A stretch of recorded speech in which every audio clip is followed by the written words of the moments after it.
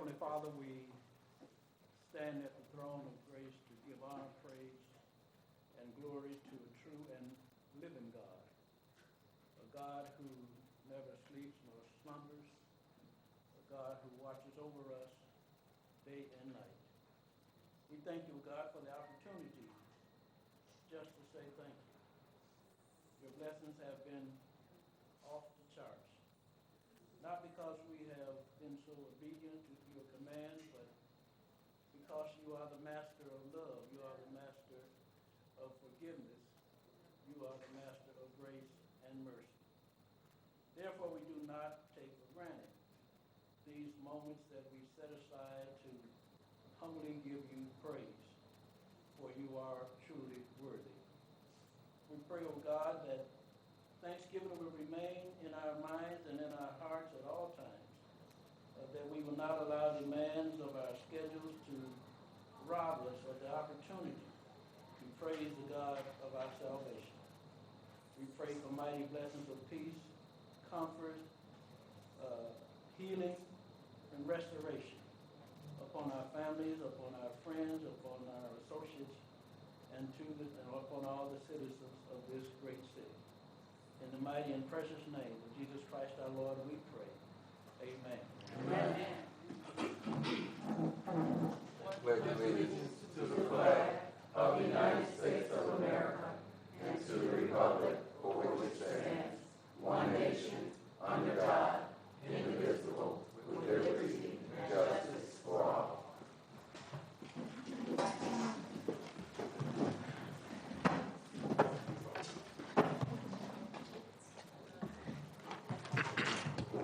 Thank you, Mr. Moore, for the prayer. This is a rescheduled meeting. Our normal council meeting would have took place May the 21st, but we have rescheduled our meeting for today, May 16th, with a scheduling conflict. But we will resume back to our regular scheduled meeting times next month, first and third Tuesday of every month. Here, right here inside the Art House, we will continue to have our meetings here until we get the renovations is complete and the roof is finished on City Hall. At this time, I have roll call. Madam Clerk. Councilwoman Brown. Councilman Brown. Present. Councilwoman Caldwell. Here. Councilman Proto. Councilwoman Rogers. Councilman Smith. Here. Councilwoman Sparks Wade. Councilwoman Wyatt. Present. And President Brewer. Here. Mr. President, there are 6 present, 3 absent. With 6 present, 3 absent, we do have a quorum to conduct the business of the City of Gary. There's no minutes for this meeting here, so we go to council pending ordinance and resolution on first reading. Councilwoman Brown. I move to suspend the rules to add CPO 2019-33 to the agenda. Second. Been moved and properly second to suspend the rules to add CPO 2019-33 to our agenda. Roll call on the suspension of the rules. Councilwoman Brown. Yes. Councilman Brown. Yes. Councilwoman Caldwell. Yes. Councilman Smith. Yes. Councilwoman Wyatt. Yes. And President Brewer. Yes. Mr. President, the vote is 6-0. A vote of 6-0, CPO 2019-33 has been added to our agenda and so ordered. Council pending ordinance and resolution on first reading. CPO 2019-33, an amended and restated ordinance exercising home rule authority of the city, reapproving the building corporation, determining need for working capital financing, authorizing execution of lease, authorizing the sale of certain real estate, and approving the issuance of bonds and related matters. Sponsored by Mayor Karen Freeman Wilson, City of Gary, Angela Hayes, City Controller. Finance. CPO 2019-34, an ordinance approving a transfer of funds between Fund 224 account 44410 machinery and equipment and Fund 224 account 42220 gasoline, sponsored by Mayor Karen Freeman Wilson, City of Gary, Angela Hayes, City Controller. Finance. Mr. President, ends the assignment of pending ordinances and resolutions. Thank you. Council Brown. Finance asked for CPO 2019-33. For the record, I approve this ordinance first reading out to the council. Councilwoman Caldwell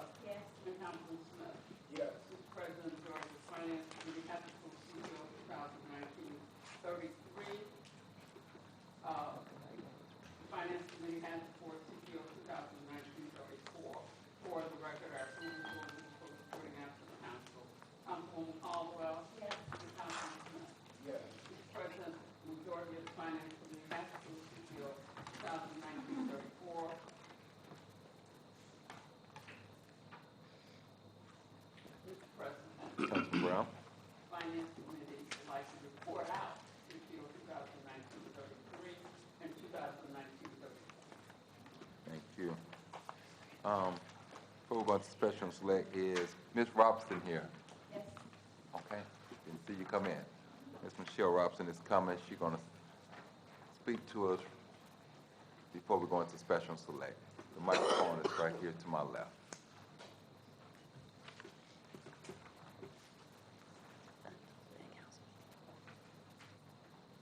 Good evening, council. Good evening. My name is Michelle Robinson. I am the proprietor of Queen Paws Mobile Grooming Salon and the founder of Paws for Paws Gary, Inc. We are a 501c3 nonprofit organization. I'd like to pass this around to the council.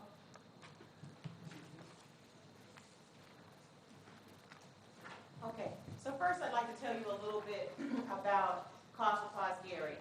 Paws for Paws Gary is a 501c3 nonprofit animal welfare organization in the city of Gary.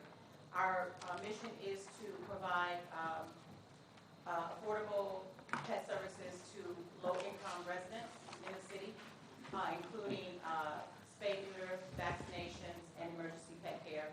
We run a pet food pantry every second Sunday of the month at the Gary Police Station. We provide dog food, cat food, and cat litter to qualified low-income residents in the city. And through this program, we've been able to identify distressed pet owners who need services like spay neuter vaccination. Our second mission in the city is to build an off-leash community dog park. And we have been on this mission for 4.5 years to get this done. Finally, the Jackson Park was identified as the source for finally the dog park. And our mission is to turn the unused baseball field of this park into a off-leash community dog park. And with the handout that I gave you, that is a diagram of our vision of the dog park. There will be a section for small dogs, large dogs, and solo dogs. Then the solo dog park is for dogs that are either working dogs like police dogs or service animals, or dogs that are not as social with other dogs. They still need to have a place to exercise and to go off stress. At the time of this meeting, we have exactly 565 signatures on a petition for a dog park in the city of Gary. So we have never asked the city for funding. I am a resident of the city. I'm a business owner in the city. I know that our finances are not such that it could accommodate that. So the only thing that we have ever asked for is use of the land. And since it is park land, we know that you can't sell it. So we are seeking a land lease agreement to finally build this pet-friendly amenity in the city. What, do you know what the cost of something like this is, to put this together, what you have presented to us? Yes, I do. We did the estimates. We're going to use the existing fencing that's already there, and to add fencing to create that particular image, it's about $119,000. And that includes fencing, it includes exercise equipment. And the third portion, which is the walkway, which makes it accessible to residents who have a problem with uneven surfaces, or if they're in a wheelchair or something like that, that's another $60,000, $70,000. But we are trying to, and when we are able to secure the use of the land, we can negotiate things that we need. Right now, with our pet food pantry, we started it a year ago, and our pet food pantry is fully funded. And that has been through in-kind donations from various pet stores throughout the area. So we are anticipating to be able to do that with the dog park as well. So you are already inside agreement with the park department now? We're going to be meeting with the Parks Department next Wednesday to finally get an understanding and agreement for this unused land to turn it into a positive and equitable green space in the city. Okay. Is there any question by council members at this time? I don't have any questions, Mr. President, but Councilman I'd Brown? just like to tell Ms. Robinson, I admire your persistence. I really do have been at this for a long time, and I truly admire your persistence. Thank you. Councilor Smith? Yes, sir. Okay, yeah, I've been talking to Ms. Robinson on the side, and supporter of her and this dog park for buttons and chips. Yeah, so I'm looking forward to it being built and being used by buttons and chips. They need that slide, so they'll stop eating my shoes. But, yeah. But I think this is a wonderful project. So what do you need us to do? Basically, I just need the support of the council, in conjunction with the support of the Parks Department to, give us a land lease agreement to use the land, because we can't raise funds without, some type of destination with the land. You know, when we say, we're gonna have a dog park, great, where's it gonna be? I don't know.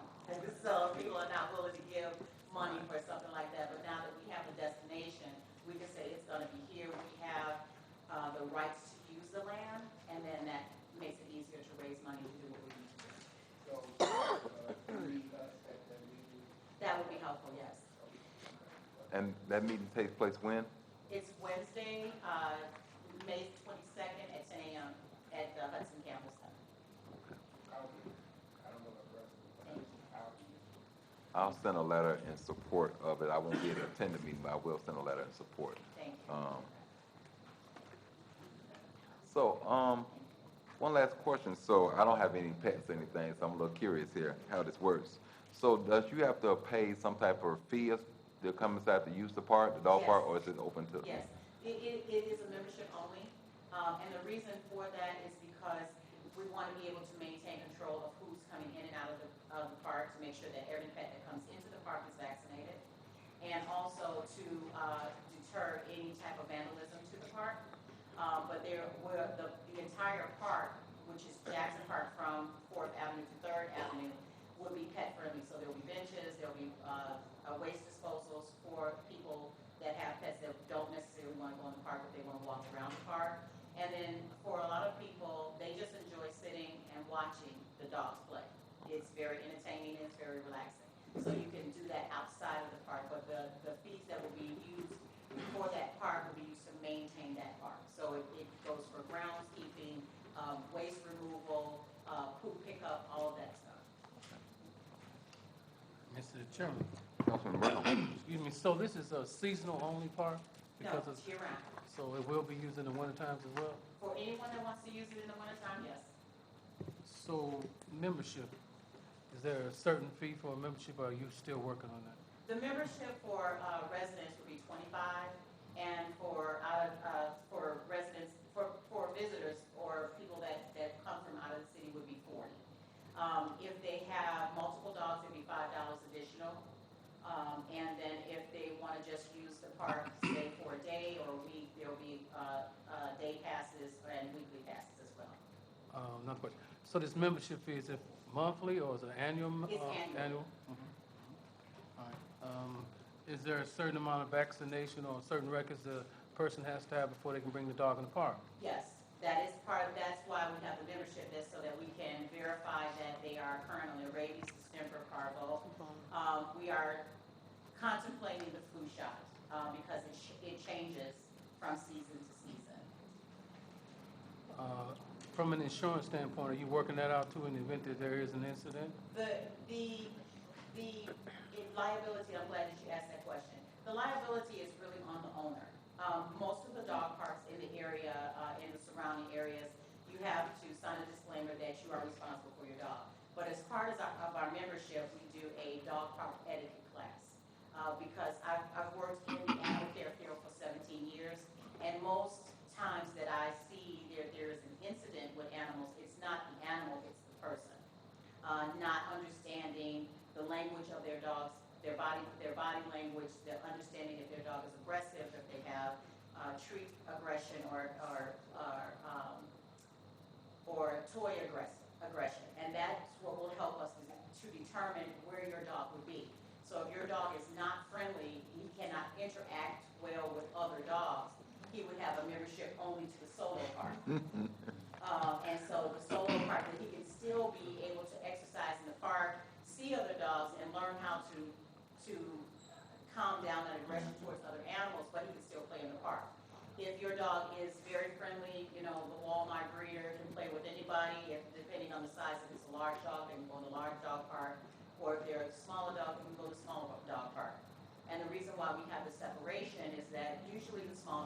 fights with bigger dogs.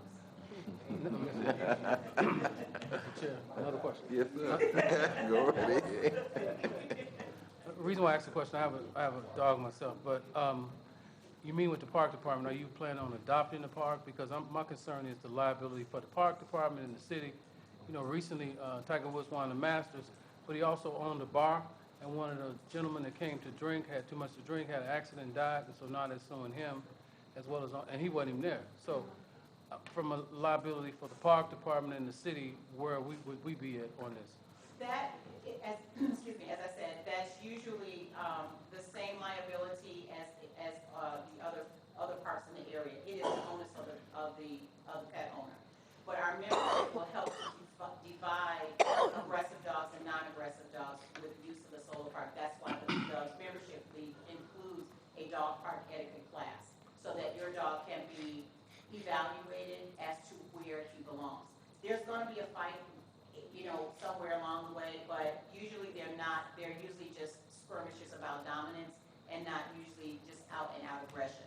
That's why the dog park etiquette class is important with the membership to evaluate each dog.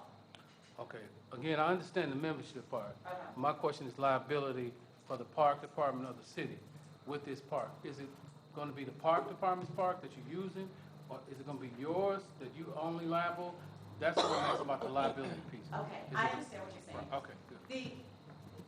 With the dog park, there usually isn't a liability. It's just a basic liability under the parks department, just like with most of the parks in the area. If there is so for example, if there are children in the park and a child falls off play equipment, who's responsible? It would be the parks department. If there are children in the park and a fight breaks out in the park, who's responsible? Really no one, because that's the same way it is with the dog. So we're not looking for the parks department to be responsible, and we're not going to be responsible either. But we can look into that a little bit further Yes. to see how it operates with other dog parks in the area. But most of the dog parks in the area, there is no liability for the dog park. Each person understands that is a disclaimer that they are responsible for their own dog. Okay, thank you very much.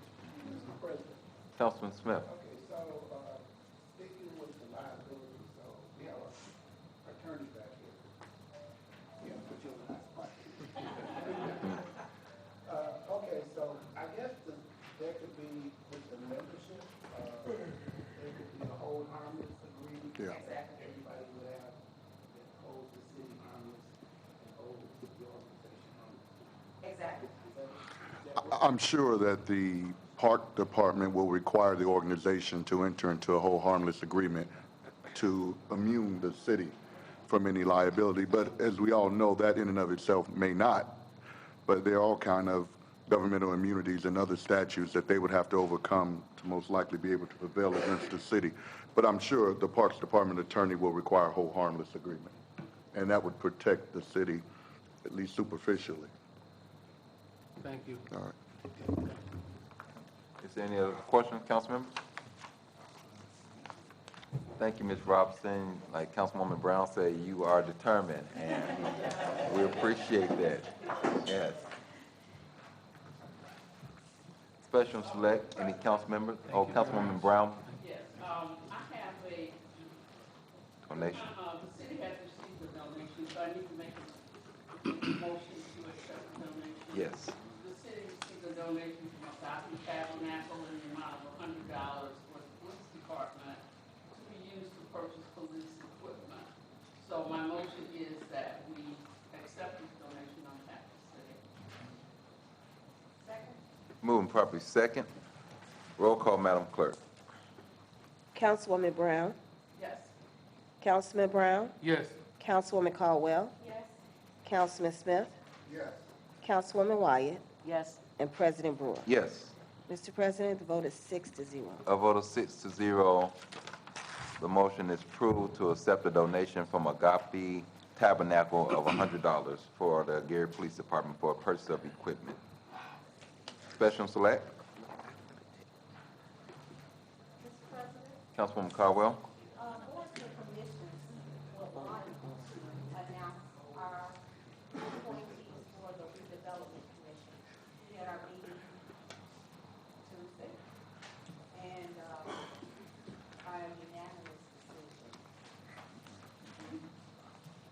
Decision made. We have Jeremiah King and Adam Hall as our new representatives for the redevelopment board. That needs to be made a motion. Yes, I would like to make the motion, I'm sorry. I would like to make the motion to appoint Jeremiah King and Adam Hall to the redevelopment board. Second, Mr. Chair.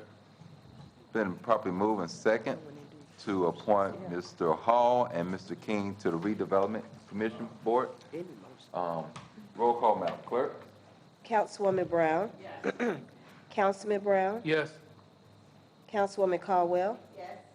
Councilman Smith? Yes. Councilwoman Wyatt? Yes. And President Brewer. Yes. Mr. President, vote is 6-0. A vote of 6-0, Mr. Hall and Mr. King as our new representative for redevelopment.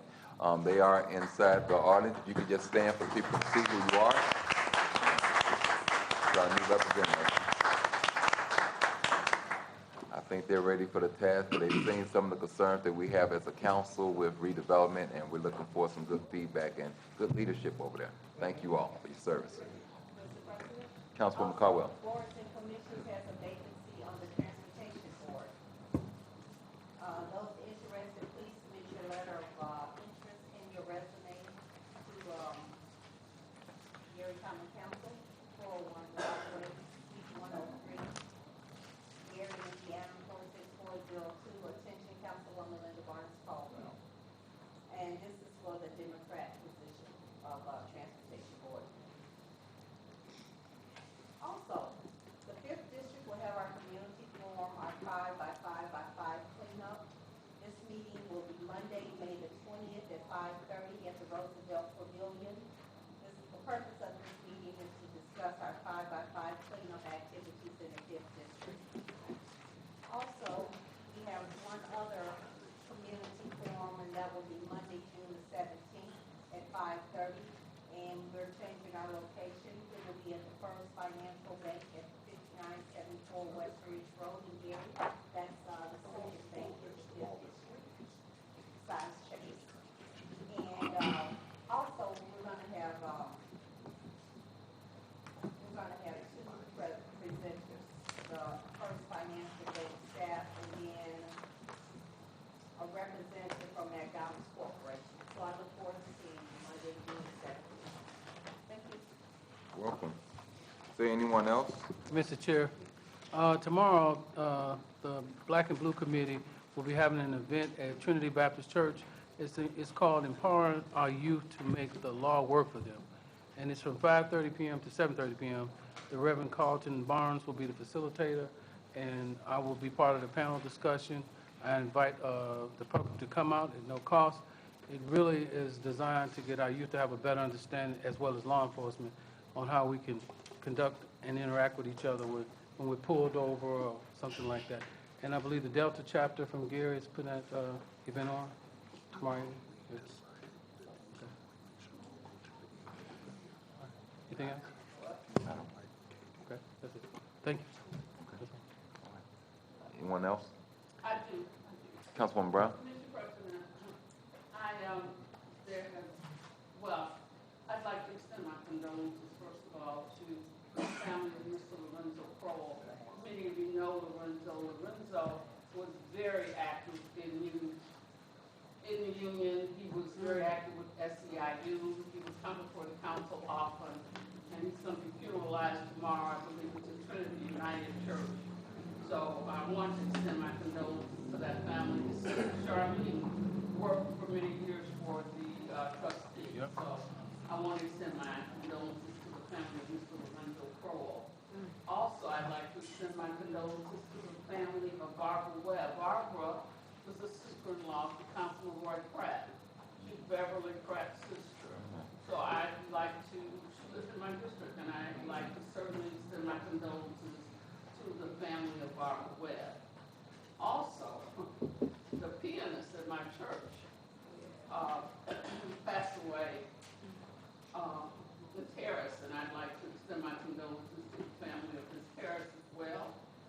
And finally, to Reverend Whittington at Western Christian Community Church. I don't know how many of you are familiar with that church. It's directly across the avenue to Tolleson Park.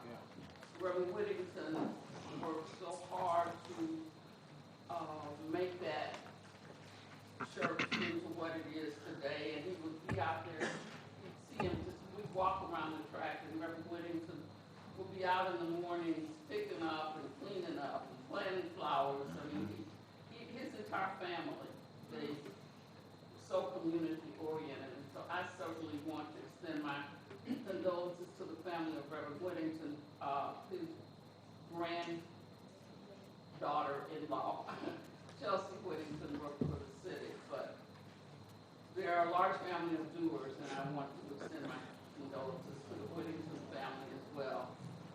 Mr. President, I believe that's all at the moment. Thank you. All right.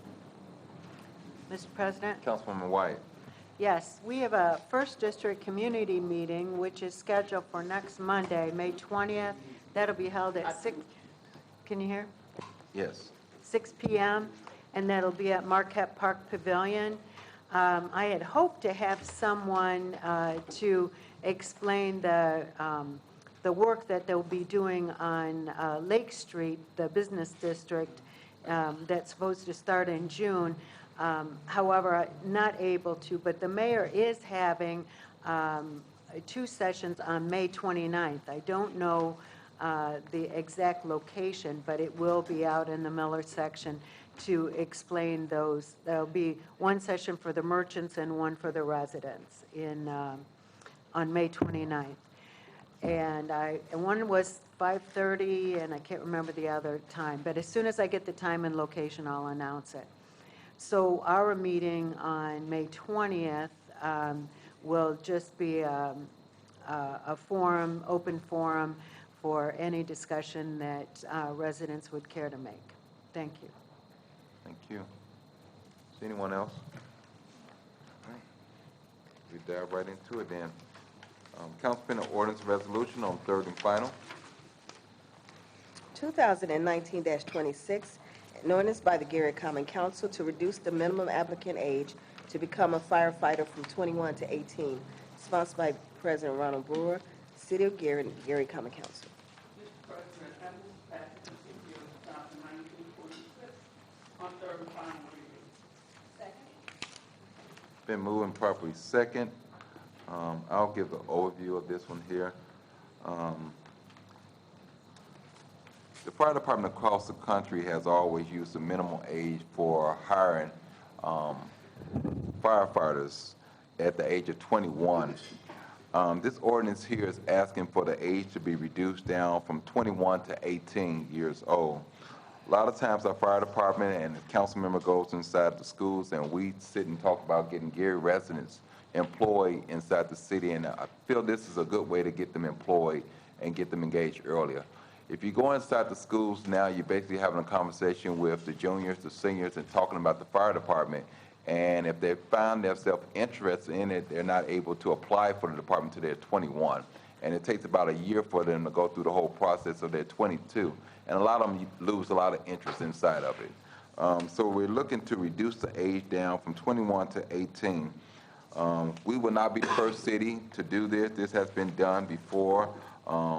Whitestown Fire Department, Waynes Township Fire Department, South Bend Fire Department has already reduced their ages down to 18. They have not seen any problems with that. I think this will be a plus for our citizens, where we can take our kids, the ones that want to go straight from the police department and serve our great city. We can enlist inside the armed forces and serve our country at 18 and hold guns in our hands, but we can't serve our city on the fire department. We want to change that image there and allow our citizens to have the same opportunity of serving the armed forces where they can serve the city of Gary on the Gary Fire Department. The chief supports this 100%. He thinks this is a good thing. He came on at a very young age also, and he thinks this would be a great incentive to getting our young people involved inside the process also. Is there any question by any council members at this time? Mr. President, Councilman Smith. not a question, but Yes, sir. well, one, I think this is a wonderful idea. Should have been done earlier. But it's going to give a lot of opportunity, who may have looked in other directions or got caught in other things, to do something productive with their life. And this, I'm 100%, I'm 101% behind this. So I'm gonna tell you what I'm voting for this. Thank you. Mr. President? Councilman Brown. Thank you. I have to agree with Councilman Smith, but also, I remember that the fire chief said that it's about a year of training, so they Yes. won't become firemen just right away, so the public can get a better idea. And I believe they start out as EMTs. Yes, you still have to go through the EMT certification also. So I think they're really taking the right approach by grooming them to be EMT before they actually fight fires, as well as giving young men and women both an opportunity to serve in our community. So I commend you on your ordinance, Mr. President. Thank you. The state minimum requirement for firefighter EMT certification is already 18, so we would definitely be in standard in line with everything else. Because that is the requirement of the fire department too, to be able to be a certified EMT. If there's no other questions, I'll open it up for the public at this time. Public portion now open. Anyone like to speak for, against this ordinance, CPO 2019-29? You have 3 minutes to speak on this ordinance. The microphone is to my left. Mr. White is first. Good evening, Mr. President, members Good of the evening. council. My name is Jim Nowacki. I live in the 2nd District, and I attended the committee meeting that this was being held, and I was very impressed with the presentation the chief made. I did, on my own initiative, Google minimum age for firefighters.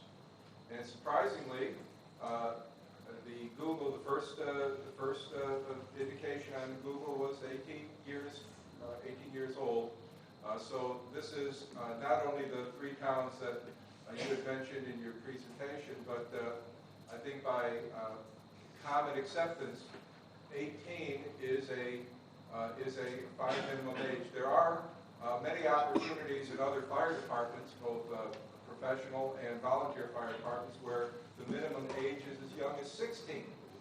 So we're not breaking new ground here. We're simply using best practices. The chief has mentioned that these are not 18-year-olds who are simply going to be running into blazing buildings without the proper training. There's going to be a lengthy training program both for the EMS and to be firefighters. So I encourage all members of the council to join your colleagues, Mr. Brown and Mr. Smith, in passing this ordinance and assisting our city in not only getting great candidates for firefighters, but spirited young candidates for the firefighters too. Thank you. Thank you. Good evening, my name is Michelle Robinson, I'm from the 3rd District. I think this is a great idea. I do have a question. Will there be a minimum retention? We have a problem with retention with our recruitees. So will there be like a minimum time that they have to be here, like 2 to 5 years before they can do something else? That's something that I would like to see in place so that we're not just training people and then they go away, because as a business owner, the most expensive thing you can do is hire, train, and fire people. Thank you. Seeing no one else, public portion is now closed. Just to answer the last question there is nothing attached to this.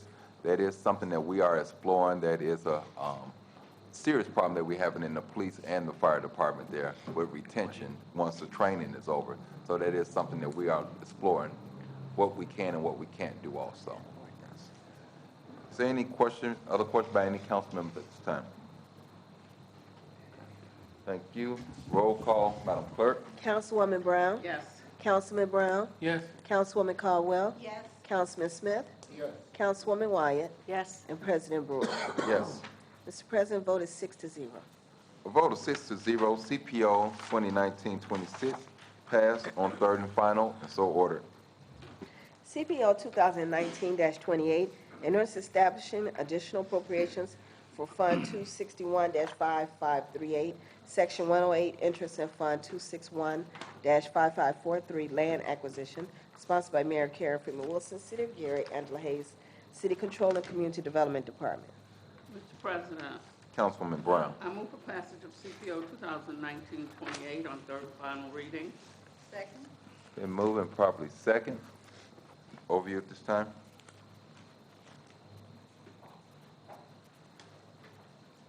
Good evening. The ordinance establishes appropriations in the amount of $10,000 for property at Old Franklin School.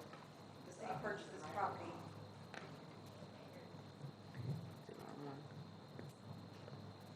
Is that better? The ordinance it's two parts. The ordinance establishes appropriations for 108 loan interest payments. We must make interest-only payments on the 108 loans for the rehab of the Hudson Campbell as well as the construction of the new fire station number 5. These payments must be made in July. It also establishes appropriations in the amount of $10,000 for property maintenance at the Old Franklin School. The city purchased this property for a housing project in connection with the Choice Neighborhoods Initiative and must provide property maintenance. The funds established for this project will be used for cleanup and grass cutting. Should funding be left at the end of the mowing season, these dollars will be rolled over to the next season. Any questions by any council members at this time? Thank you, Ms. Bennett. At this time, public portion is now open. Anyone would like to speak for, against CPO 2019-28? You have 3 minutes to speak on this ordinance. Yes, good evening, Mr. President, members of the council. My name is Jim Nowacki. I live in the 2nd District. And repeatedly we hear from our community development department the diminishing funds that are received as part of our block grant program. Year after year, we hear the lament that fewer and fewer dollars find their way to our city, both because of our declining population and because of federal guidelines for making those grants available.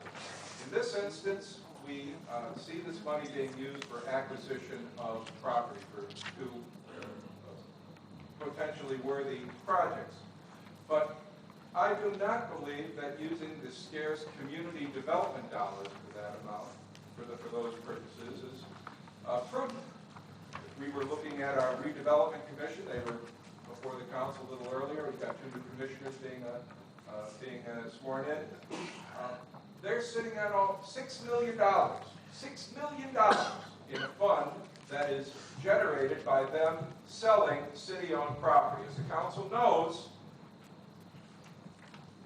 when the redevelopment commission sells Gary, property owned by the city of Gary, that money does not come before this council for appropriation. That money stays at the redevelopment commission. And right now they're sitting on $6 million because they've been selling property and holding that money for whatever purposes they're using it for. And we've got plenty of criticisms about the way redevelopment is spending that money, but I'll stay on the ordinance. So I'm thinking at this point that would be a good idea for the city to make sure that, since redevelopment is in charge of the land portfolio, real estate portfolio of the city, it's a good time for them to reach into those deep pockets of theirs and part with some of that money, not simply for wasteful projects that we've usually seen, but 2 projects that stand to have some benefit to our city. So I'm going to urge the council to reject this appropriation and tell community development and tell the redevelopment commission to put their heads together and make this work, but not on the backs of community development money. We need that money for sidewalks, curbs, gutters, planting trees, things that are going to develop our community. But the land acquisition, we've already got a ample supply of money for that over at redevelopment. Thank you. Thank you. Seeing no one else, public portion is now closed. Any further discussion by council members? Roll call, Madam Clerk. Councilwoman Brown? Yes. Councilman Brown? Yes. Councilwoman Caldwell? Yes. Councilman Smith? Yes. Councilwoman Wyatt? Yes. And President Brewer. Yes. Mr. President, vote is 6-0. Vote of 6-0, CPO 2019-28 is passed on third and final and so ordered. CPO 2019-29, an ordinance approving a transfer of funds between Fund 261-5565 Housing Repair Program and Fund 261-522 Senior Repair Program, sponsored by Mayor Karen Freeman Wilson, City of Gary, Angela Hayes, City Controller, and the Community Development Department.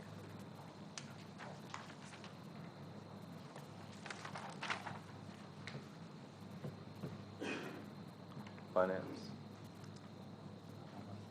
I'm sorry, Mr. President. I move for passage of CPO 2019-29 on third and final reading. Second. Moving properly second. Overview at this time. This ordinance requests a transfer of funds in the amount of $200,000 between the housing repair program and the senior rehab program. We have recently seen increased activity in the senior program since the housing program is funded at a higher level than the senior program, and new funding will be available by the end of the summer. We seek to transfer additional dollars to the senior program during this interim period to serve additional senior residents. Any questions by council members? Thank you, Ms. Bennett.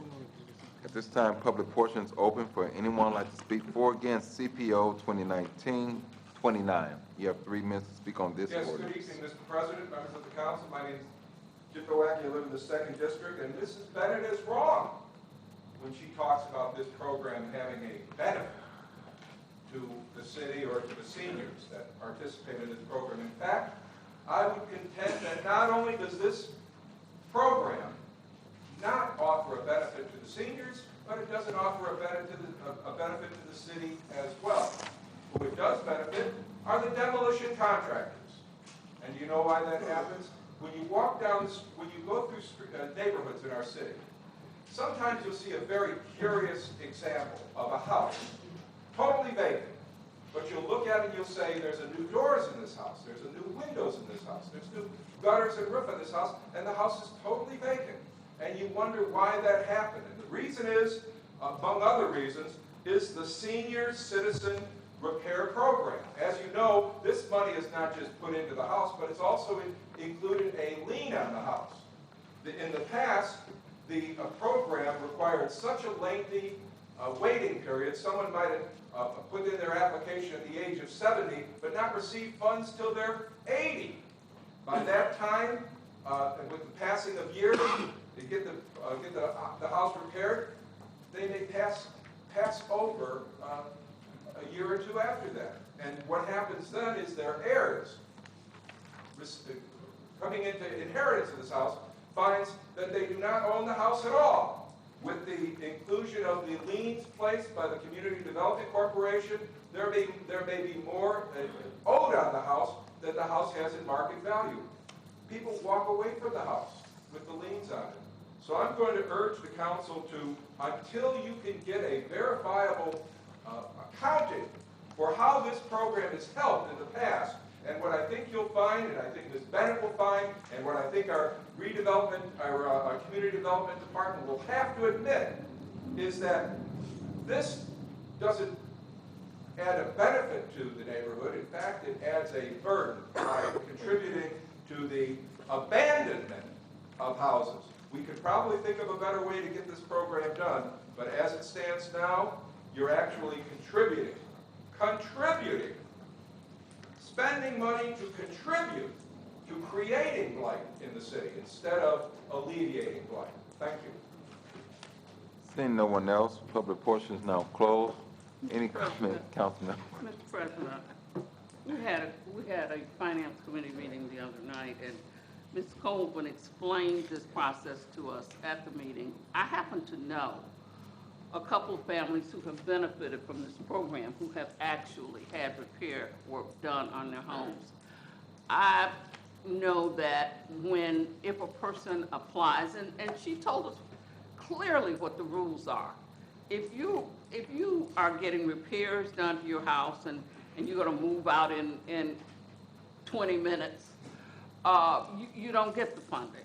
So we know what Ms. Colvin explained to us at the committee meeting. I think it's an excellent program. There are a lot of seniors who are asking about this program, and I think that if we can provide additional funding to assist with this program, we should definitely do so, because there are many seniors who need a roof, they need a furnace. Those are the kinds of things that they need, and we are, in fact, doing those things, because I happen to know personally of 2 families who have received funding through this program. So my support, of course, will be for this ordinance.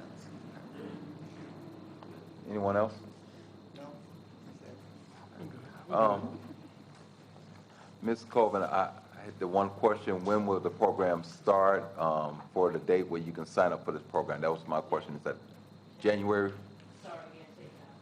January 1st, okay. So the start date, if anyone is interested, in this program, it starts January 1st. You can go to Community Development and see Ms. Colvin, and she will assist you in the process. Roll call, Madam Clerk. Councilwoman Brown? Yes. Councilman Brown? Yes. Councilwoman Caldwell? Yes. Councilman Smith? Yes. Councilwoman Wyatt? Yes. And President Brewer. Yes. Mr. President, vote is 6-0. Vote of 6-0, CPO 2019-20, passed on third and final, and so ordered.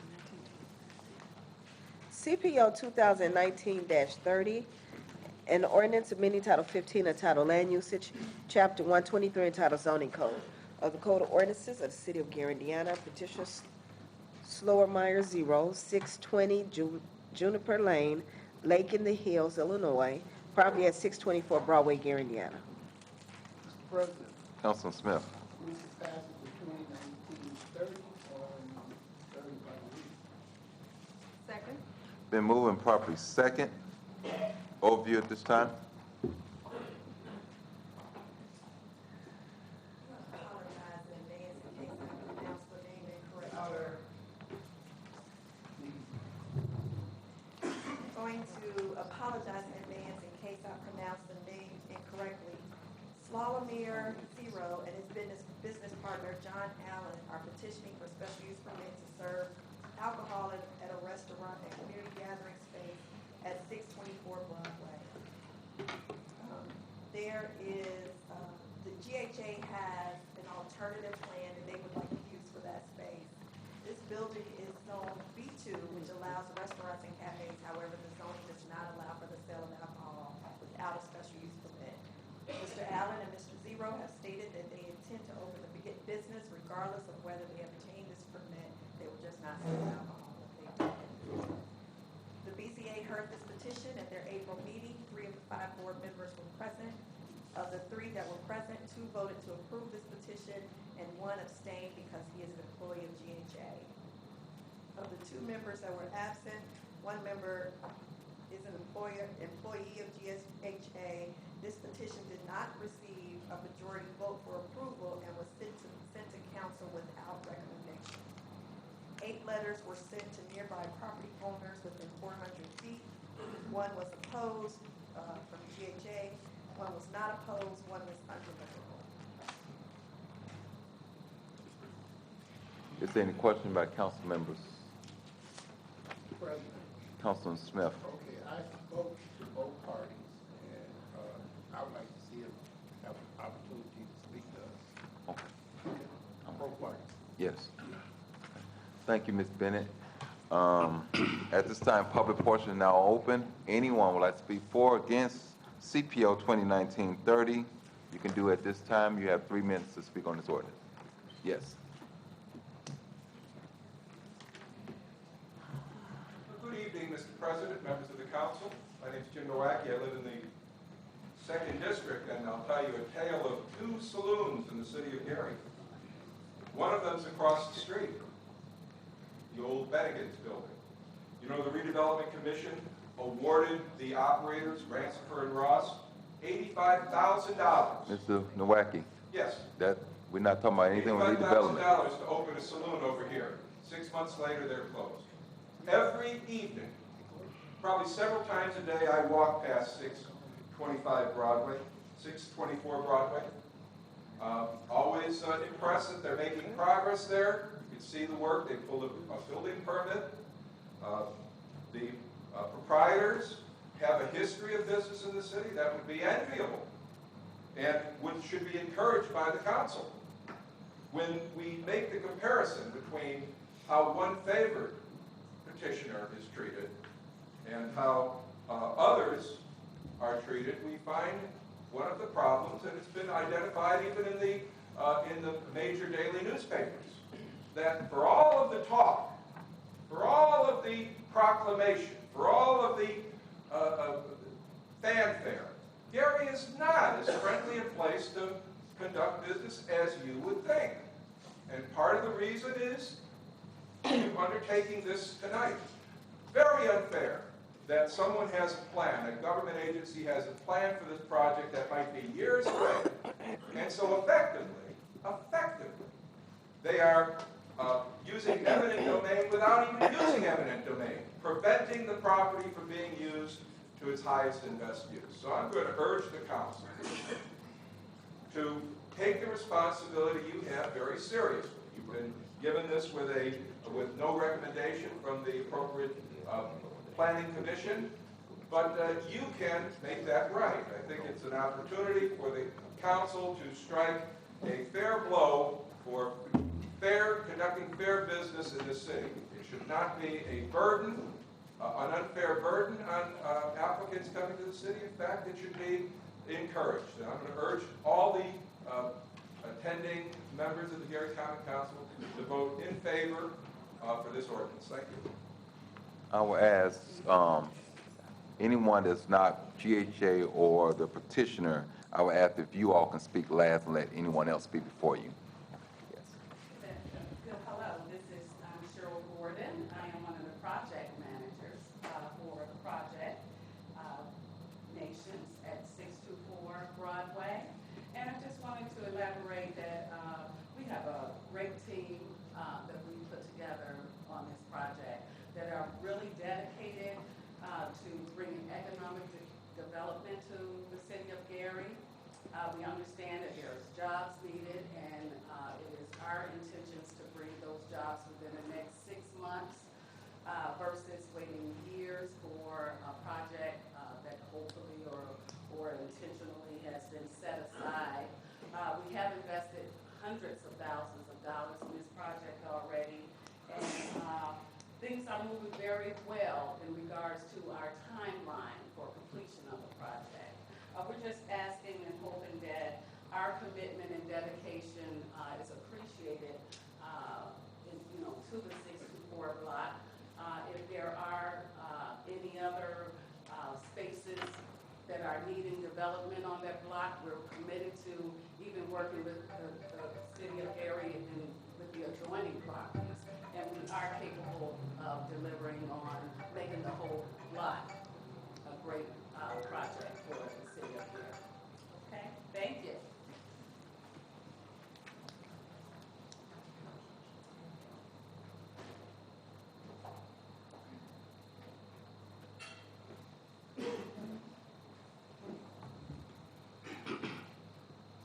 How you doing?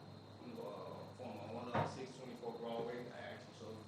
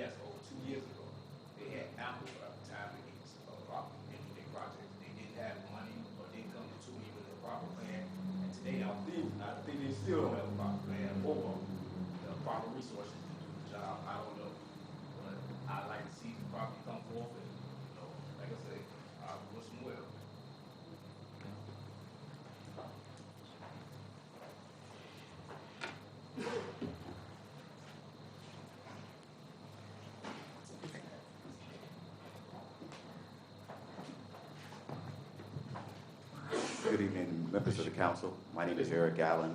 I'm a resident of the 6th District. I'm also a facilitator for the micro enterprise program that he spoke of. And as early as last night, we were in this very room working with 8 to 10 potential entrepreneurs looking to start businesses here in the city of Gary. I know John Allen personally. He's actually also a graduate of the entrepreneurship program here in the city of Gary. I think that we really need to support our entrepreneurs in whatever their ventures are. And that's the way. Small business is the backbone of this community and of this country. And if we embrace that and we give that support to those entrepreneurs, I think that we can actually empower this city. I'm also a member of the Gary Chamber of Commerce, the Economic and Business Development Committee, and one of our goals is to support entrepreneurship and small business. So I urge members of the council to support this and support our entrepreneurs. Thank you. Anyone else? I requested the GHA speak first, because they have more parties. It's either or. I'm gonna have to close public portion now, and no one's gonna get to speak, and we're just gonna take it up for a vote.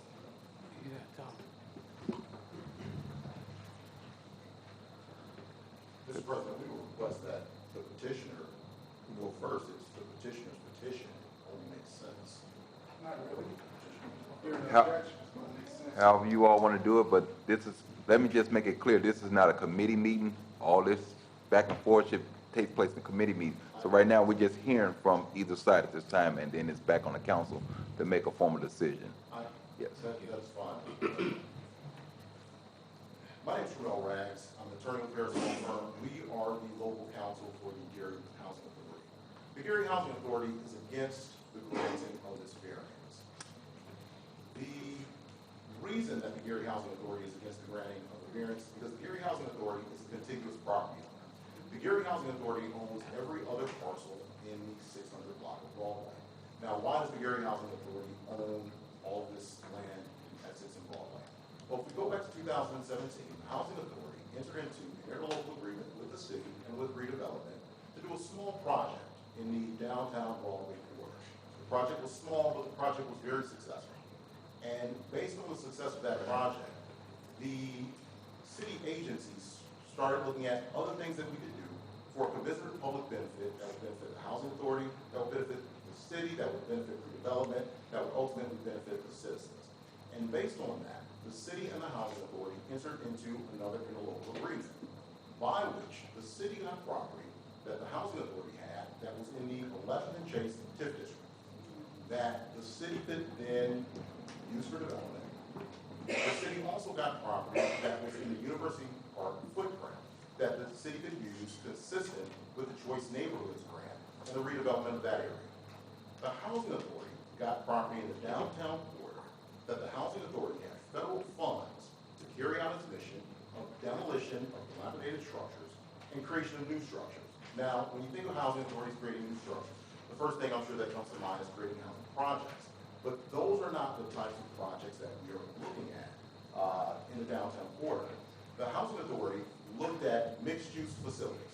They looked at other communities, such as Crown Point, and what they're doing on the square.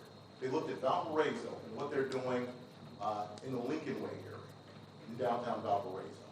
And they said, if there, why not here? Where we put commercial units with some residential units above them to create a commercial corridor. The Housing Authority looked at what the Chicago Housing Authority was able to do with the Roosevelt Park area, where they actually brought in mixed-use development and revitalized an area, and said, if they could do it, why can't we? And that interlocal agreement was entered into, but there were certain properties that were not owned by the city, not owned by the development, not owned by the Housing Authority, that the Housing Authority started negotiating with the landowners to acquire the property. It's not just the 600 block of Broadway, but there are other blocks of downtown Broadway that the Housing Authority was looking to acquire to do these deals with. The 624 Broadway is the last one that the Housing Authority is not able to come to a deal with the owner. You did hear from a gentleman who said, well, I'm a former owner of the building. That's true. The Housing Authority did approach him to negotiate for his property. The Housing Authority was unable to get a signed agreement on that. And the Housing Authority entered into eminent domain proceedings. The eminent domain information was sent to that owner. And all of a sudden, the building ownership changed in the process. And now everyone's really excited about opening a facility. And I'm not saying that somebody did that to speculate, but this is a project that has been in motion for some time. This isn't something that's years down the line. You've heard a few people say, well, it's years away, 3 years, 2 years. The demolition is currently funded with federal dollars. The Housing Authority just needs site acquisition. And the Housing Authority entered into an eminent domain.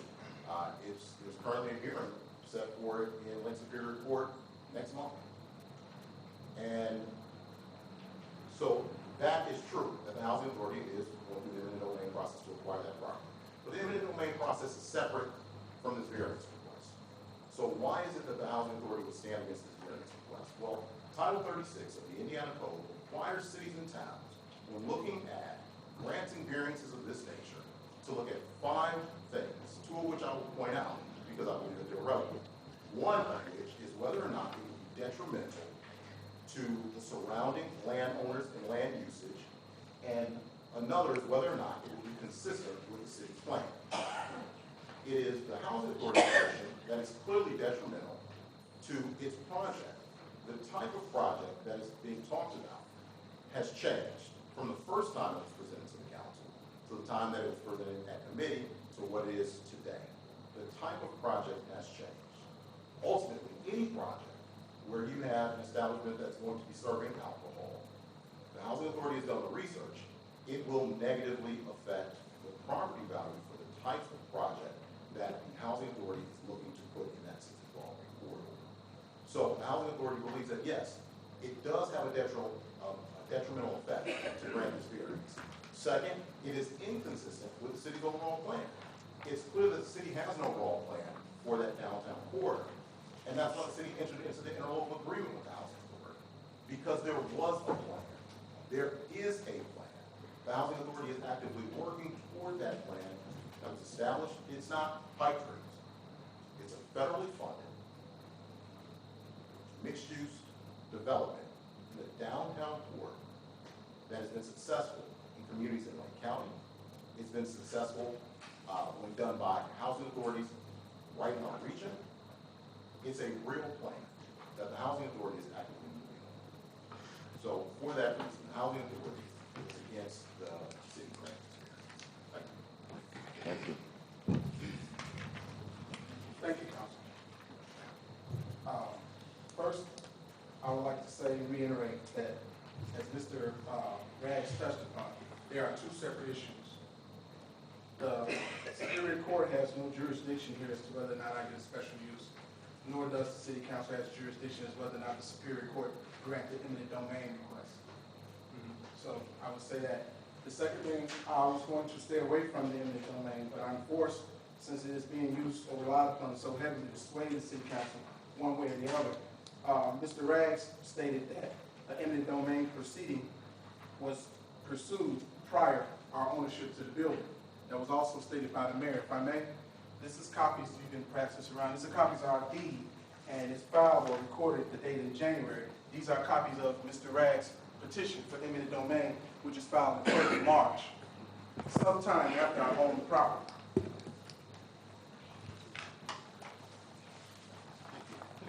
So that's incorrect statement. In addition, Mr. Rags stated that, or he keep highlighting the $7 as if we're being wasted of money committed to the project.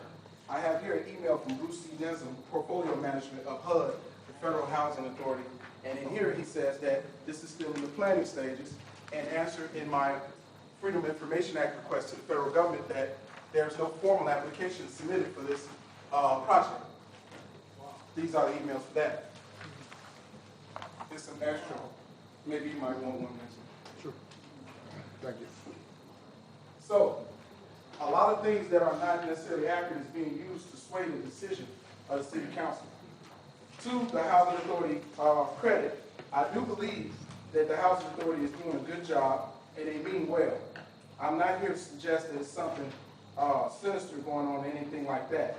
But the history of eminent domain in our country, it always makes room for the Fifth Amendment. And 49 of the 50 states to date have amended their state constitutions to prevent the abuse of eminent domain.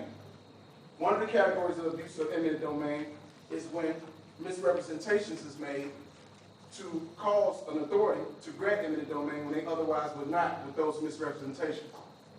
Now, I'm going to leave the eminent domain issue alone and the real issue for the city council.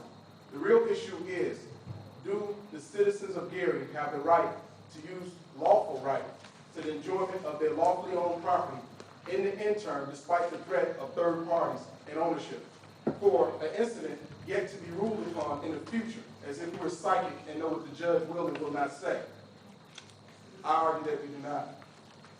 I argue that we allow the lawful use of our property and contribute to the city as I've been doing the time I've been here. I allow that we send a message about just saying we don't get into catfights between parties that are not our fight. In addition to that, to not do this makes the city appear as if they're taking a side. And I'm quoting the Chicago Tribune. It was some sympathy or empathy expressed for me that we were worried about Mr. Allen losing his money after he put it into the building. I'm not concerned about that in the fact that the statute also makes appropriations for the owner to be compensated in the event he loses an eminent domain argument, and there will be 3 appraisals ordered by the judge. I can live with whatever that finding is. Again, unrelated to the issue of how I use my lawfully owned property today. Until there is a judge order saying that the GHA own the property, they have no standing as to how I use this property. Mr. Rags touched upon how it will bring the property value down of a project that does not exist. I don't think that's correct. However, it's opinion, and it may be opinion by people that's better in a position to give that opinion more than me. But I'd like to share something with you guys that is fact. I have another email here from our previous attorney, Justin Camper, to the zoning department. Can you just pass them down from there, and Thank you. we need you for the The record. zoning department. The zoning department, since April 29, was not being timely with my attorney at the time. And you will wonder, why is this relevant? We all know Gary doesn't need any negative press.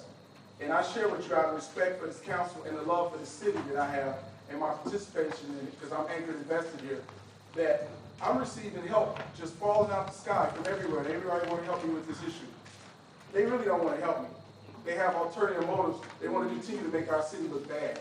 They want to just continue to demonstrate our disunity. They want to show that we're all not competent to do the things that we do in a normal community. So therefore, I didn't accept any of this help. But I'm being urged to blame the city for this dispute with me and the GHA. So again, I meant what I said to some of the council members. The enemy of my enemy is not my friend. And I say that to say that we need to resolve this ourselves here and now. Not just for me, but for everybody. Today is me, tomorrow is someone else. I ask again, as a citizen, that a third party not be allowed to interpret what the Fifth Amendment rights of another citizen is in the use of this property if I lawfully meet the criteria for the special use. And with that being said, I thank you very much and ask you to consider the information I presented as facts to support that there was no pending litigation prior to my ownership. Thank you. Thank you. Mr. President, if I just may, I know that you said you don't want to back and forth. I'd just like to use the documents of the council to give context to something I've said, because out of context, it does not make sense. Well, both of you all just stay there, because I'm pretty sure there might be some questions real quick. Public portion is closed, and I should have did that a while at the back. But it's now closed. Question from council members at this time. Well, I'll start first before any council member go. The problem that I do have with this is I understand about the land swap, and GHA has owned every property but this one here. And there is a bigger development that's happening, and I'd like to know, how many other properties do you own in the Broadway corridor from that area and say a 2-block radius from that area? How many other properties do you all own in the Broadway Square? The Gary Housing Authority entire 600 block, not only Broadway, Wilmington, 624, the entire 600 block of Washington, the entire 600 block of Adams. This mixed-use development is also to service the residents of that area, give them a place to shop, eateries, things of that nature. The Geary Housing Authority also owns a substantial portion of the 700 and Broadway block. The Housing Authority owns a substantial portion of the 5th and Broadway block on both sides of the street. I am not prepared to go into more. I'm sure the Housing Authority does own more, but I just don't have them in front of me. And I heard you talk about demolition. What is your projected time for demolition of those properties on Broadway? As I said, the demolition is currently funded. Whereas Mr. Allen said that he reached out to HUD through a FOIA request, the HUD dollars that are used for that demolition have already been dispersed to the Housing Authority. The Housing Authority doesn't have to go back and ask for more demolition funds. So no, there is no pending request for demolition funds because the funds are already that's not housing. Questions, council members? Mr. President. Councilman Smith. Yes, sir. So when do you propose to start your project? Well, the project is perfect. Here we have the executive director of the Geary Housing Authority. He can actually speak on the specifics of development better than myself. And we're doing something that we normally don't do. We're basically turned the council meeting to a committee. Wait a minute. We have turned the council meeting into a committee meeting, and that normally does not happen. But I'm going to allow just a little bit of this. But if this continues to go, it will be my recommendation to send this in committee if we can't wrap this up, because we normally don't go back and forth where we're going now. My name is Terrell Bonds. I'm the Deputy Executive Director for the Geary Housing Authority. I do not want to break any rules. I only want to come up so that I can provide clarity to some of the questions you asked. To the question to the demolition, our architectural and engineering engineers are right now designing the demolition documents. That process takes a little bit of time. It was our intent to have all of the blocks together so we can demolish them at one time. Otherwise, we have to demolish and move around and won't be able to take advantage of the economies of scale. The intent is to have it started by midsummer and completed before the end of the year. All of the, and the properties that we have are on the 5th, 6th, and 7th Avenue blocks of the corridor, west side, east side, west side, and west side of 7th. Council members? Mr. President, what did you say? Did you say, did I understand you to say that you were going to recommend that we go back to committee? No, I wasn't. I didn't want us to get so caught up into the back and forth because we have turned the council meeting into a committee meeting, so. I just wanted to make sure Well, I was moving pretty clear good. on what you said. Yes. Thank you, Mr. Chair. Councilman Brown. So a couple things here. From what I'm understanding, and some of those properties you talk about owned by GHA, they're actually occupied, like the Horseman Apartments, 578 Broadway, am I right? These, you actually have residents, so people don't think they're all vacant buildings. Correct. Not the ones at 600 in the 600 block of Broadway, Right. but the other apartments. Right. So, and the purpose in this project is to help those residents that live in that area to have those services at the same time. Is Correct. that- And not only those residents, but all residents of the city of Geary that would like to have a shopping corridor like exists in Square and Brown Point, like exists in downtown Valparaiso, like exists in some of the other communities around Lake County. All right. And Mr. Allen, I met with him before. I understand him to be a good businessman. That's not the issue here. The issue is the big picture. And the other part of it is, the only way we're going to move forward, and I keep saying that, and I'll say it to the end, is that we do things so we can be a better city. And we cannot grow unless we make major moves. And sometimes when those things occur, sometimes one or two entities may suffer, but the masses will, in the long run, be served. And when I say suffer, it's an inconvenience, but the big picture is the masses. It's not one or two. That's just my opinion. Mr. President, Councilwoman Wyatt. for the GHA, why do you object to having the restaurant there in the area? I mean, you indicated that your proposal would be to have some eating establishments as well. Now, why do we object to the variance that's before the council? It's based on the requirement of Title 36 that requires the city to not allow a variance that is inconsistent with the city plan, or the housing authority's position that this variance is inconsistent with the city's plan based on the interlocal agreement that the city and the housing authority entered into, as well as the variance would be detrimental to the surrounding area, which GHA is the owner of the surrounding property. I guess I just don't understand in what way it would be detrimental to the surrounding area. It would have a detrimental effect on the project value. Why? Because an entity that serves alcohol in the middle of this project will have a detrimental effect. Well, we have, you know, the city of Chicago has alcohol all over, and it's developed quite nicely. I don't dispute, Councilwoman, that the city of Chicago does have alcohol, and there are a lot of places, nice places over in the city of Chicago, but based on the GHA's research, it would have a detrimental effect on the project. Okay, nothing else. No, we won't do that.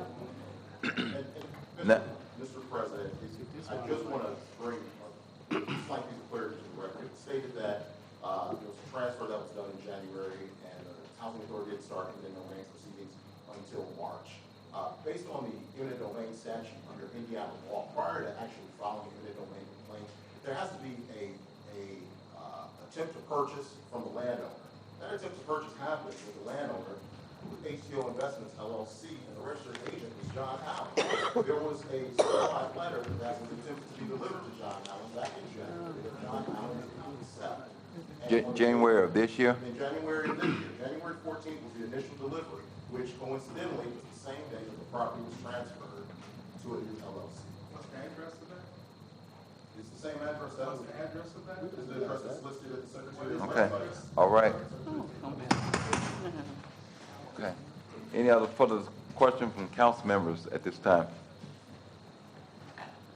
Question has to come from council members. Mr. President, Councilwoman Wyatt? one follow-up I forgot about. You indicated, the Housing Authority, that you'd be able to start demolition by June because you have the funding, but how would you have this eminent domain procedure completed? By June? The eminent domain process may not be completed by June. So, But that ultimately, would it cost the housing, would the housing authority be able to take advantage of the economy of scale? Possibly not. But that doesn't mean that the housing authority project stops. okay, thank you. I have a copy of the certified letter too, and it was addressed to Mr.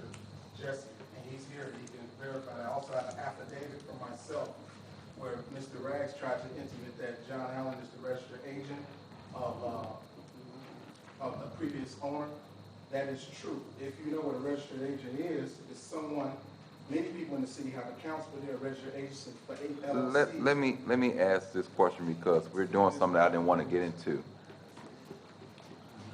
Are you all prepared for us to make a decision on this, or do you all want us to take out more time to take this back to committee? I'll leave that decision up to you at this time. I'm prepared for a decision right now. Okay. Okay. There's no more discussion at this time. Council members, any further thing at this time? Roll call, Madam Clerk. Councilwoman Brown? No. Councilman Brown? No. Councilwoman Caldwell? No. Councilman Smith? I don't know. Still no. But,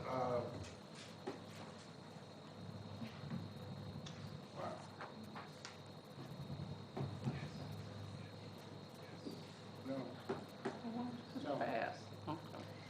Councilwoman Wyatt? Yes? And President Brewer? No. Mr. President, the vote is 1 yes, 5 noes. With 1 yes, 5 no, CPL 2019-30 fails.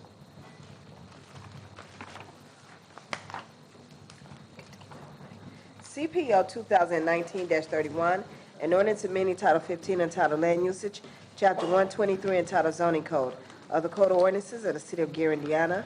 Petitioner Mark Romano, 7600 Locust Avenue, Gary, Indiana. Property at 925 North Shelby, Gary, Indiana. Mr. President, Councilman Smith. I move for passage of CPO 2019-31 on third and final reading.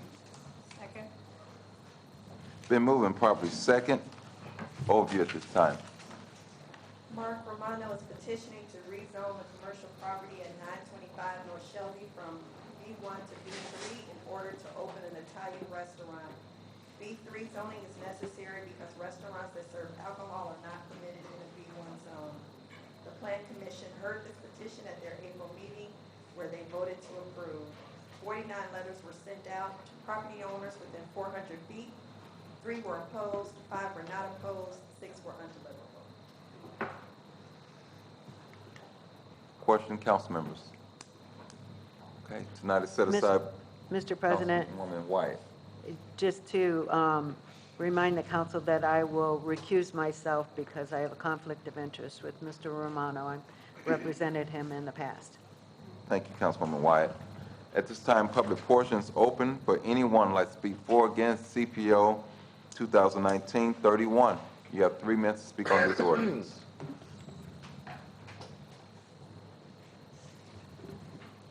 Good evening, Mr. President.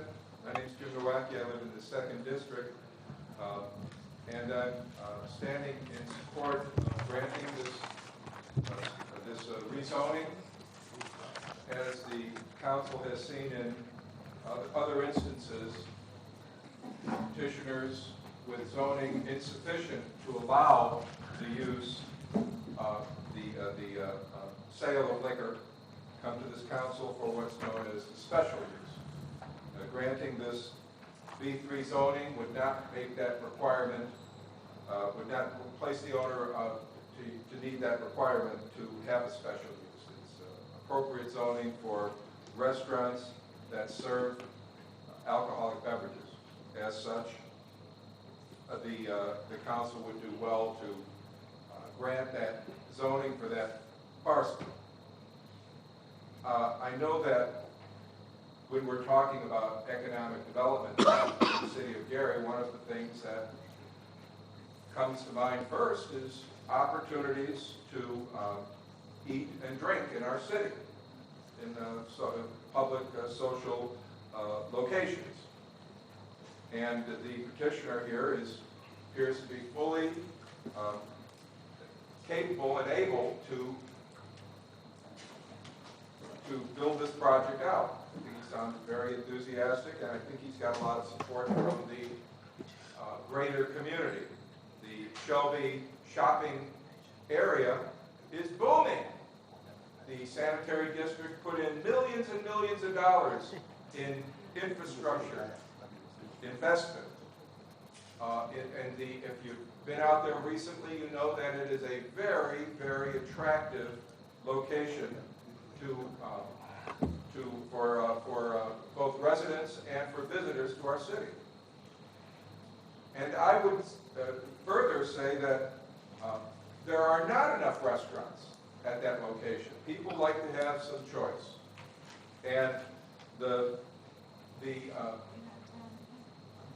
number of customers is not diminished by having more restaurants. In fact, it attracts more customers. And so it actually has a snowball effect. More restaurants bring more customers. They're not dividing a pie into smaller and smaller pieces. They're actually increasing the pie. Let's increase that pie and get this restaurant built. Thank you. Thank you, Mr. Nowacki. Anyone else? Seeing no one else, public portion is now closed. No, the petitioner is here also, just for council knowledge. The petitioner is in the audience. Any question, council members? Roll call, Madam Clerk. Councilwoman Brown? Yes. Councilman Brown? Yes. Councilwoman Caldwell? Yes. Councilman Smith? Yes. Councilwoman Wyatt? Abstain. And President Brewer. Yes. Mr. President, vote is 5 yes, 1 abstention. Vote of 5 yes, 1 abstention. CPO 2019-31 passed. So ordered.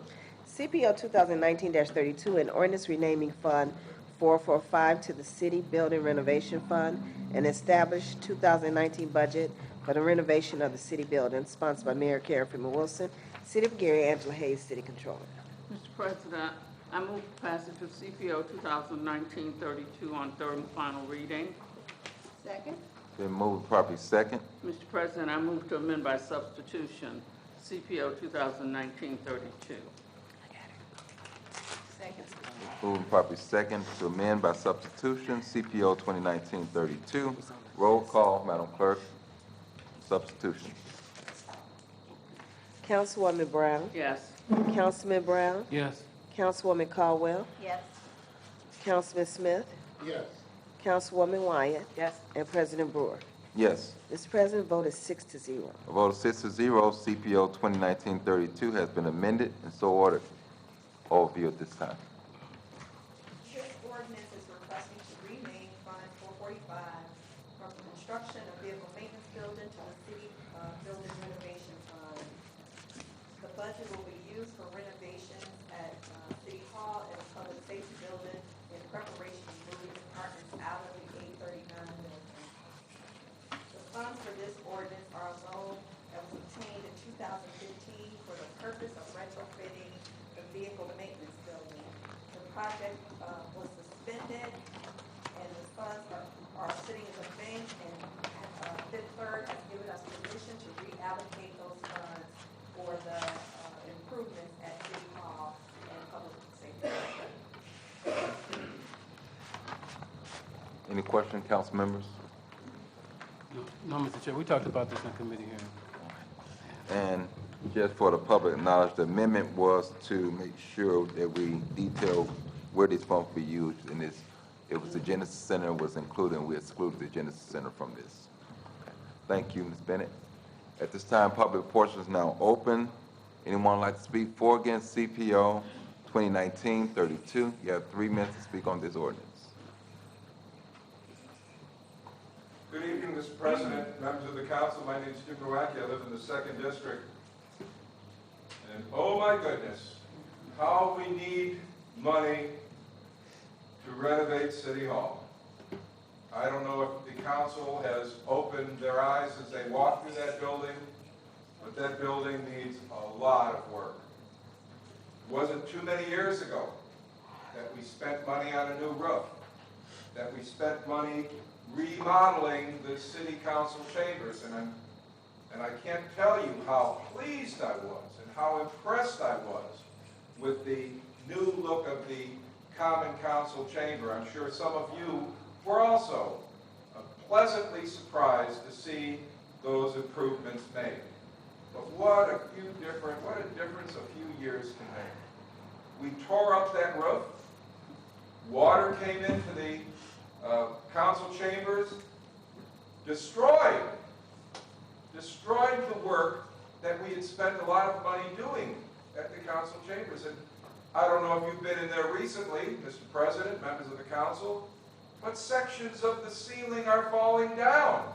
Not just flat sections that can be easily repaired, but the ornamental plaster that's been sitting there for almost 90 years. 90 years! Until we recklessly attempted to put in some sort of crazy green roof on that building. Oh, we need to put this money at City Hall, I gotta tell you. Not just in council chambers, but in other sections of the building too. If you've been up on the 3rd floor of the building, and you see the buckets being laid out all around the places where the city employees have to work. You see the brown stains on the roof where a possible mold infestation in the building. So yes, this money and more may be needed.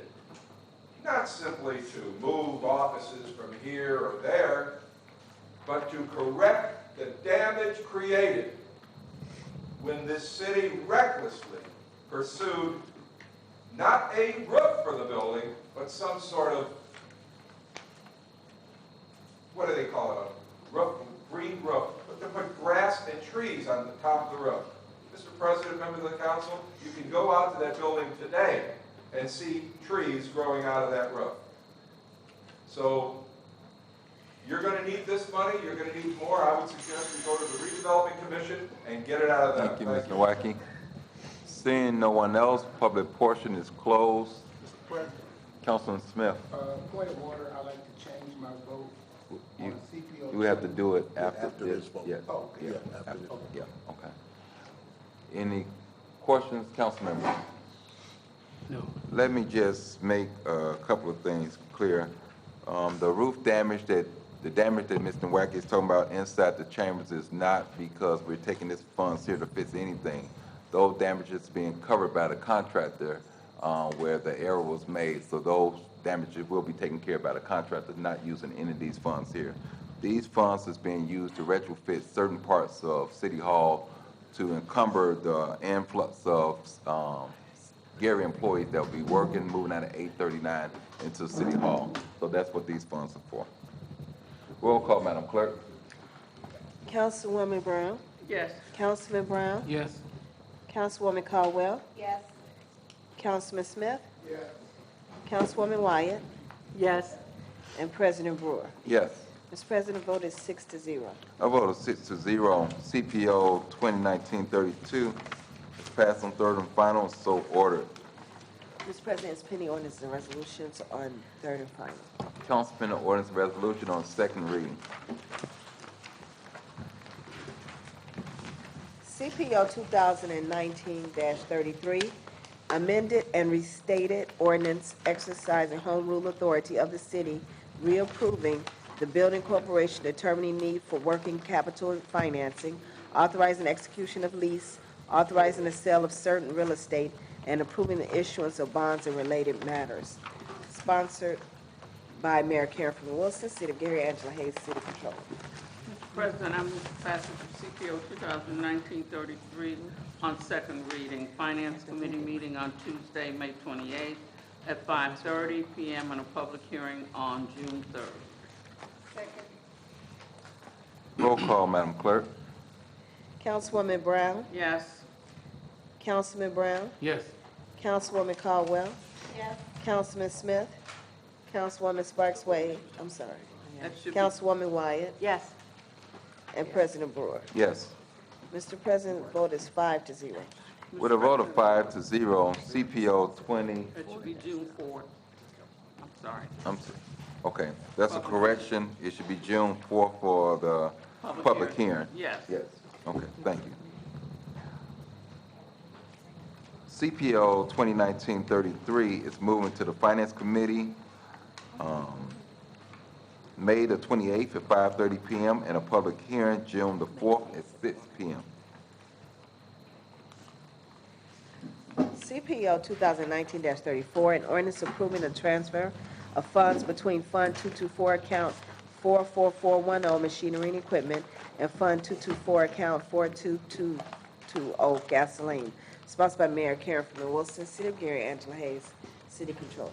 Mr. President, I move for passage of CPO 2019-34 on second reading. Finance Committee meeting on Tuesday, May 28th at 5:30 PM and a public hearing on June 4th. Second. Then moving properly second. Roll call, Madam Clerk. Councilwoman Brown? Yes. Councilman Brown? Yes. Councilwoman Caldwell? Yes. Councilman Smith?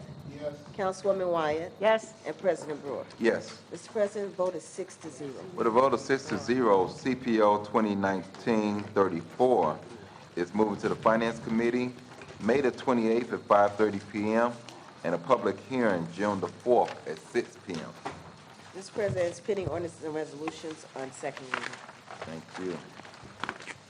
At this time, we have the mayor's, Councilman Smith. Okay, Mr. President, point of order, I would like to change my vote on CPO 2019-30 to abstain for lack of information, sufficient information. It doesn't affect it.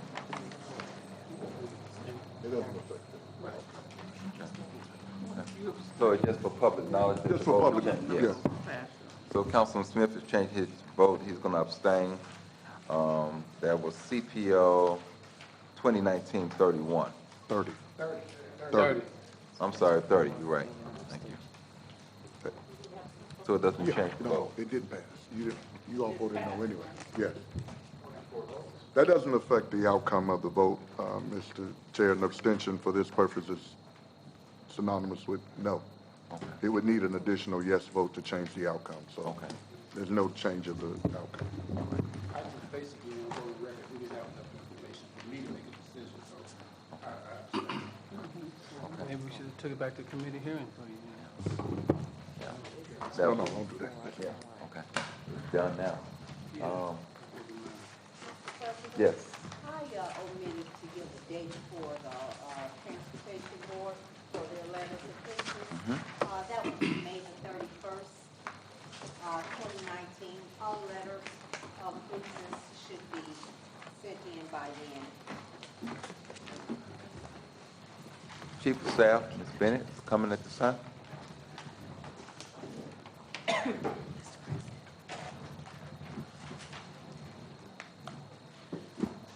would like to extend our condolences to the family of Bill Hill, who has provided a lifetime of service to this community, and we are saddened about his transition. His funeral services will be held Tuesday, May 21st at the Genesis Center. Continued prayers for the family of Torrey Height, a Westside Leadership Academy student prepared for graduation as a military was fatally shot this weekend. We would like to extend our prayers to the family and our commitment to assisting them. Again, to the family and friends of Elsie Franklin, whose funeral was held, a longtime Lake County Councilwoman, Gary Precinct Organization Chairperson, Vice Chair of the Lake County Democratic Party, Director of General Services under the tenure of Mayor Thomas Barnes. Her passing will leave a void in the political fabric of our community that will be hard to fill. I will always cherish our friendship and our last conversations as she still worked to encourage this community with everything she had. That was quoted from the mayor. The summer feeding program, Monday through Friday, 10 a.m. to 2 p.m. will begin June 17th through July 26th. Nutritious meals, fun, recreation, and games will be had. For more information, call Gary Youth Services at 881-5270. The summer recreation sites are Mormon Square, 700 Madison, Reed Park, 1400 Pennsylvania, Glen Ryan, 4220 East 6th Place, and Brunswick, 775 Mark Road. Just an update about the community meeting that will be held on May 29th regarding the Lake Street construction. The flyer will be available tomorrow with the location, but the business forum will be held at 5 o'clock. Immediately following that, at approximately 6 o'clock, there will be a community forum for all residents, and department heads will be participating. This is from the Gary Community School Corporation. You're invited to our Fuse Lab Open House Wednesday, May 22nd at 5 p.m. Gary Middle School, 301 Park Street, Gary, Indiana. Take a look at what our STEM students have been up to in the lab and meet supporters of this incredible program. Ms. Bennett, one question. Know this question comes up a lot in the Miller area about the buoys being inside the beach in a timely fashion this year. Are we on schedule for this year? We are. I just got an email today about the delivery of the buoys.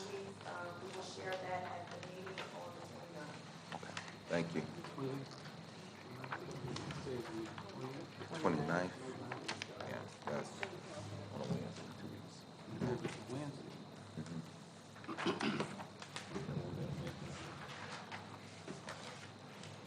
I have a few speakers here. I believe majority of them have already spoke.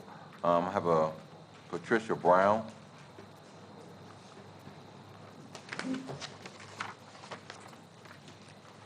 Ms. Robinson.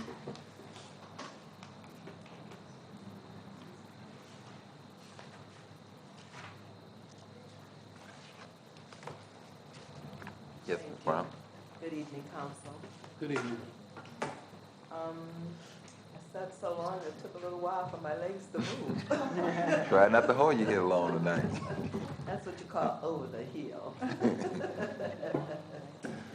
a matter of fact, I'm coming forward just to thank you for your recognition and what we said the last time we was here dealing with the Memorial Auditorium.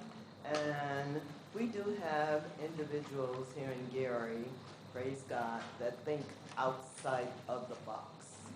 So that's how come I say we're smiling about it, because we do get to get outside of the box. We have something to share with the council.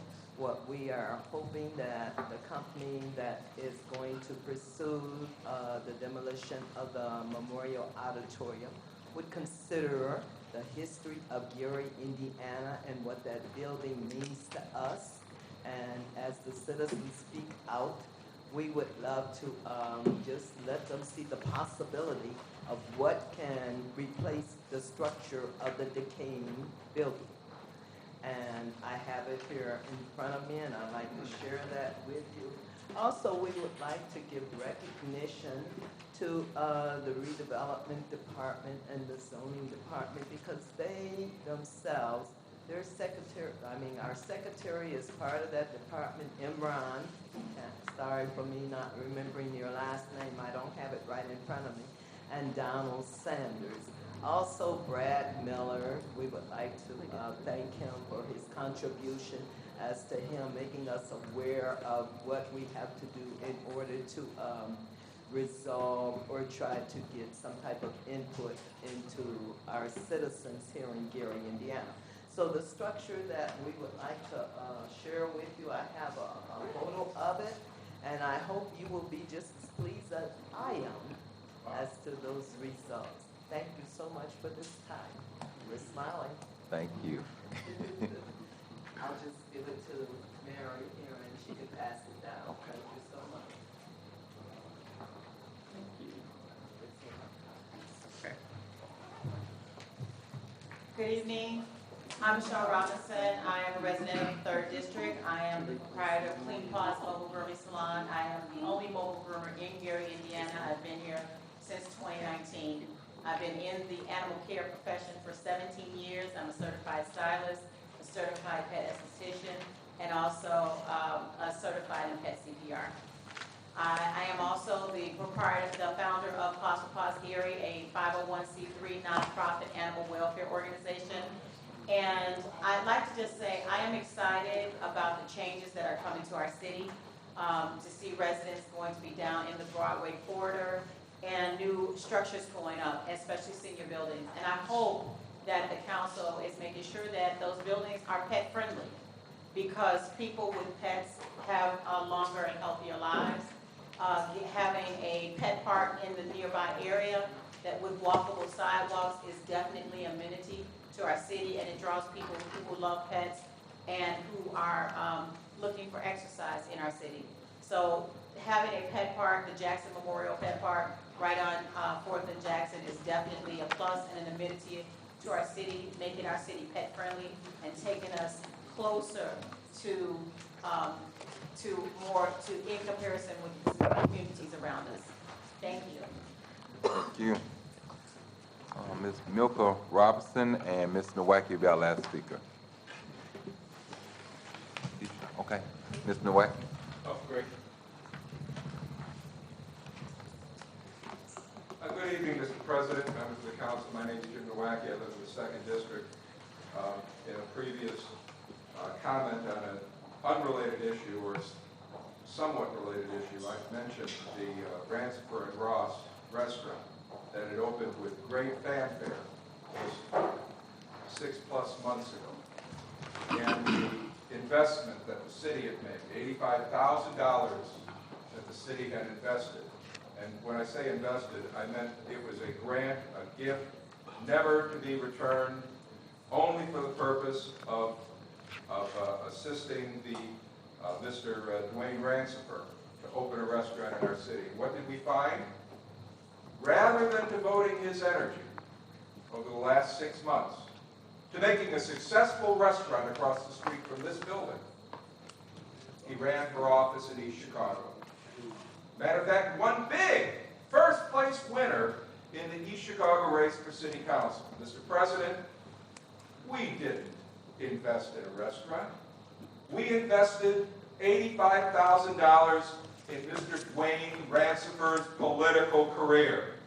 Redevelopment. The Redevelopment Commission, you replaced 2 of their commissioners today, and that's much to the council's credit. But, Mr. President, redevelopment is out of control. Redevelopment Commission is out of control. No way you can make an argument that this city has $85,000 that we can invest in an East Chicago politician's career. There should be an investigation of that. There should be a full accounting for the money that we've invested in that restaurant. And Mr. Ransome should be called on the carpet to return that $85,000 to the city. An unsuccessful restaurant with lousy service, with poor food, that lasted 6 months. After we invested $85,000, there's not a restaurateur in the world who wouldn't have been able to do a better job. With $85,000 in cash, he didn't have to build a building, he didn't have to fix a building, he didn't have to remodel a building. The building's all there. It was an operating restaurant when it closed. All he did, tidied it up a little bit and run for office successfully.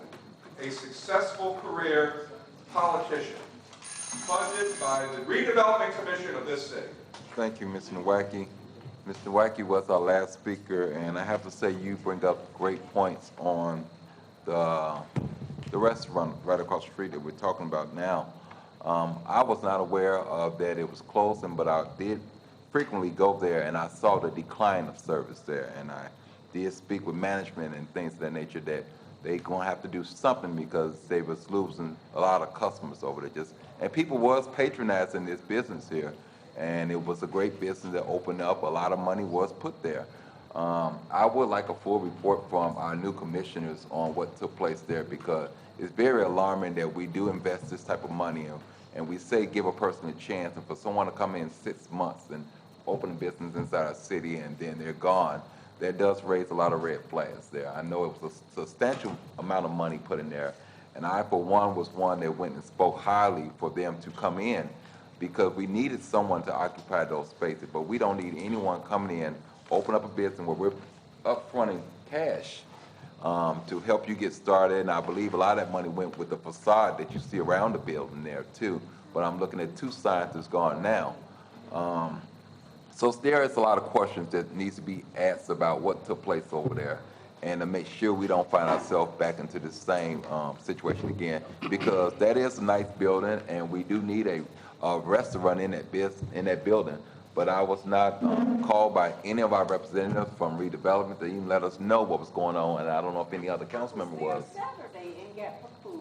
Okay, but what I'm saying is we have representatives on redevelopment and no one gave us updates on something that took place there, and city funds was put into this business here, because I do know about that.